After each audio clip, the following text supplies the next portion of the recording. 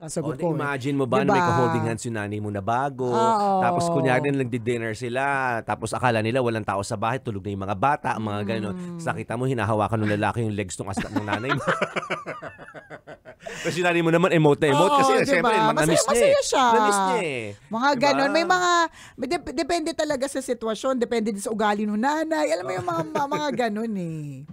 Pero parang yun nga, common, our initial reaction is parang ayaw ng mga anak muna. Ako based on my observation sa aking lola. Kasi unang namatay yung lolo ko. So, may mga lalaking umaaligid, tawag ka sa akin ng mga niligaw. Uto yung pogi-pogi mo naman. Nagpapalakas sa mga nagpapalakas. sa mga ano apo nangyari? eh. Nag-asawa ba ulit? Ay, hindi. Pero papayagan nyo sana nung mga... parang ang ayaw or, hindi, pero si Lola mismo ayaw niya ba? Gusto niya. Gusto niya. Gusto niya. Kaya lang ayaw. Anong rason? Anong rason ba't ayaw nyo? Dagdag dagdag pala mo niya. Diba? May mga ganun eh. Tingnan mo, ganyan tayo mag-isip. Hindi ko alam kung bakit hindi natuloy, hindi rin na-pursue. Well, maybe it's not meant to be. And for, ito kay Mila, ay sorry, Nanay Mila pala. Kanina pa ko lang paggalang doon sa 62. Sabi ng mga nasa 62 na ngayon, nasa 60s na. Kayo, pag dumating din kayo ng ng 60s niyo. Tingnan natin, may pangangailangan din kayo. Tatawa din kayo. Na sa mata ng mga bata, tinatawanan kayo. Diba? Katawa-tawa kayo, parang gano'n. Ano yung sabi mo, yung partner? mga matatanda, naalala ko yung mga amama namin, tsaka yung mga pinsan ng mga amama namin, nakatatlo silang asawa eh. Na pag namatay yung hindi yung nakatatlong asawa kasi sabay-sabay. Meron din naman kasi talaga kilalang tatlong asawa sabay-sabay. Nakatatlong asawa na namatay yung pangalo, na una namatay yung pangalo, hanggang umabot sa pangatlo. May ganun din, ang haba ng life. Oo. Ang haba ng tsaka makulay. May ganun eh. Correct. Naayos naman. Okay naman sila. Yun nga lang, ang daming pamilya. Ganun talaga. Kaya nga depende Hindi mo talaga masabi. Kayo makakatansya sa loob ng bahay, kayo makakatansya sa ugali ng nanay nyo at saka nung nanliligaw sa kanya. Ano pa ba, kaya pa ba ng nanay ninyo? Magiging ligtas ba yung nanay ninyo na may kasama or magiging ligtas ng walang kasama? Diba? Matatansya nyo naman eh. Magiging consumption ba ito sa nanay ninyo? Magiging, di ba, pasaya, pabigat, or masaya? Matatansya yung lahat.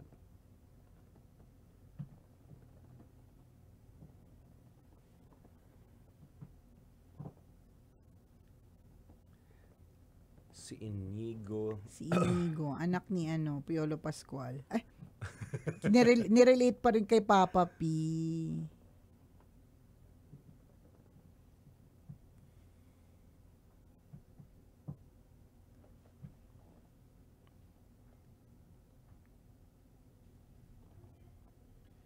Sabi ni Zaldi Baruga, sa ating mga Pinoy parang natural na sa dugo nating maging mapanghusga na hindi naman natin alam ang buong kwento at hindi natin kilala ang tao. Oo nga. So, yan.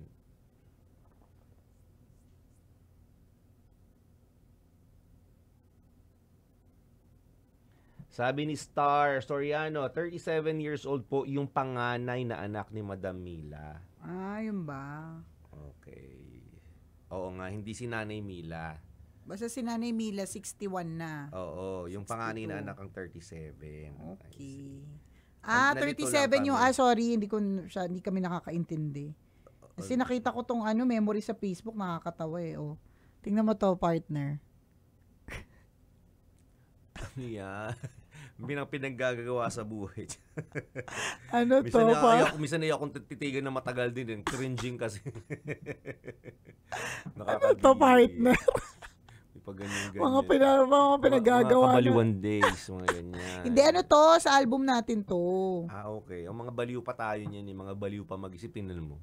Diba? May nakalagay Nicole Forever. Meron ka pang, ito yung partner. Hindi, wala na to. Hindi Hindi ko Yung ano yung nabili mong necklace sa Hong Kong, Oo yung nga, lahat, saan na ba lahat ng napunta yan? lahat ng tao pag uwi dito sa Pilipinas may ano, yung necklace ito yung may umiikot. Oo nga.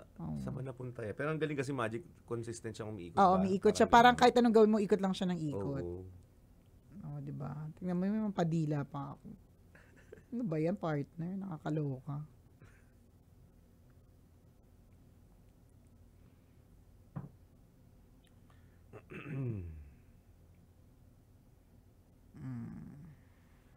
Sabi ni Juan Fernan, naalala ko yung story ni Aling Mila, tawang-tawa kayo sa mga words, sa mga wordings ni Mila.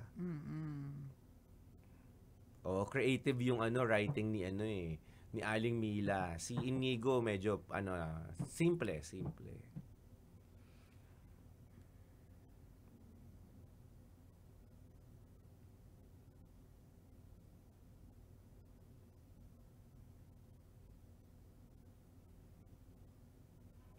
Okay.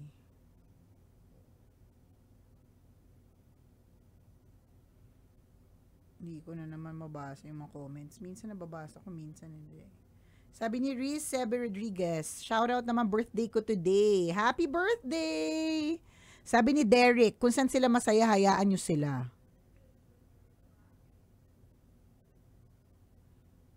Estrabo LSCP Mandaluyong, nakatutok sa atin. Thank you. Salamat.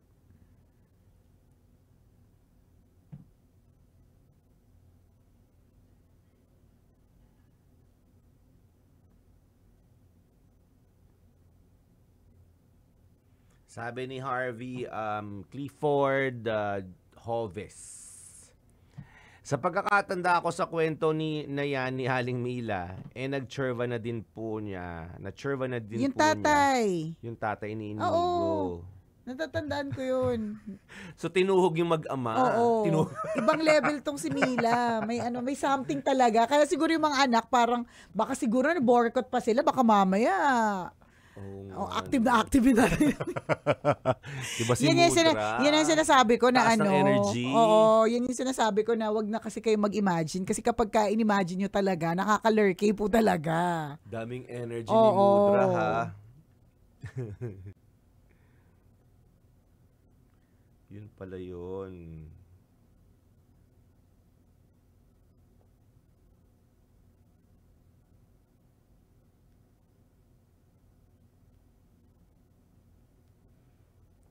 Tandaan ko na yun.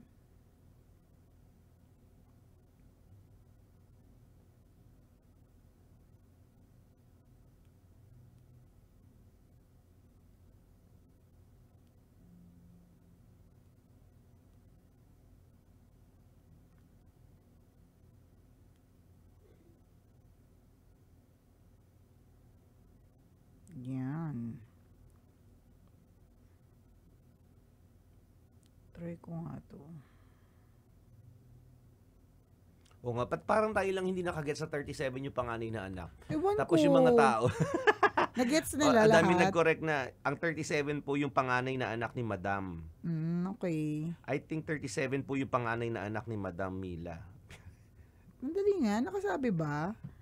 Sorry medyo sabog pa kasi ko eh. Nasa alapa pa si Nasa Nicole alapa pa ngayon. ako, hindi mo pa ako makausap na matino eh. Wait lang Ano ba sabi? Sabi niya, no, yung anak yung 37. Okay.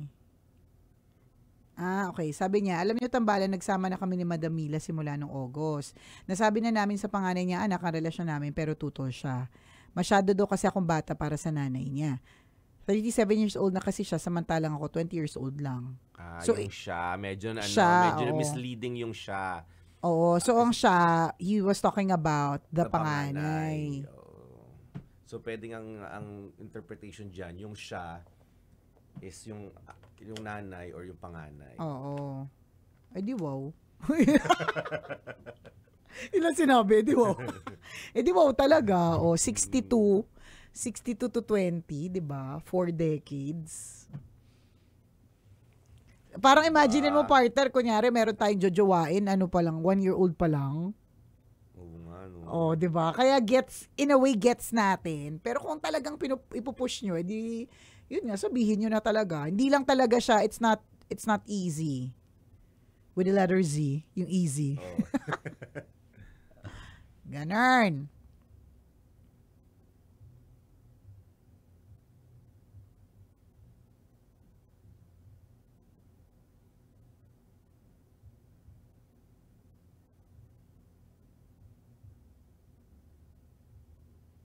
Ganun. Okey-dokes.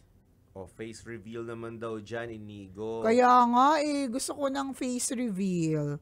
Sana makapag-face reveal Kasi soon. minsan nababago yung opinion ng tao.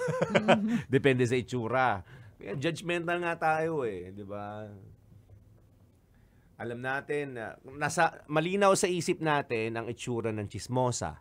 Malinaw sa isip natin. Merong picture sa isip natin kung anong itsura ng magnanakaw. May Anong ganun itsura ng hold-upper. 'Di ba? Ganun tayo, judgmental tayo. Kaya pag yung nakita nating tao ay nag-match sa picture sa isip natin, 'di ba? Hinuhusgahan natin na yung tao ay ganun. 'Di ba? Kunyari, 'di ba? May pumasok sa bahay ninyo, kumatok sa bahay ninyo. Tapos yung itsura niya ay nag-match sa picture ng magnanakaw sa isip mo. Kahit yung tao sa labas ay magde-deliver lang ng tubig. Correct. Feeling mo. Magnanakaw siya. Tama. Kasi nga nag-match yun sa isip mo, sa picture sa isip mo na magnanakaw. Ganon. Judgmental tayo in other words. Mali mo, kartero lang naman pala yun. Di ba? Kung may kartero pa sa panahon Pero may ngayon. no? Diba? May panghusga tayo na, di ba, may pag-iingat pa tayo Truth. Kasi nga, nakita natin yung mukha. Ay, parang magnanakaw to Teka nga. Magde-deliver pala ng tubig. Okay, may delivery. Di ba? Galing sa pala yun. May galing sa Lazada. Correct. Delivery lang pala, nahusgahan na. Oo.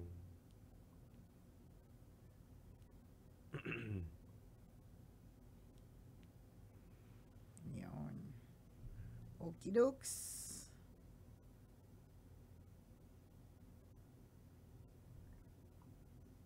Okay. Mamaya pa daw yung instructions. Alin na to?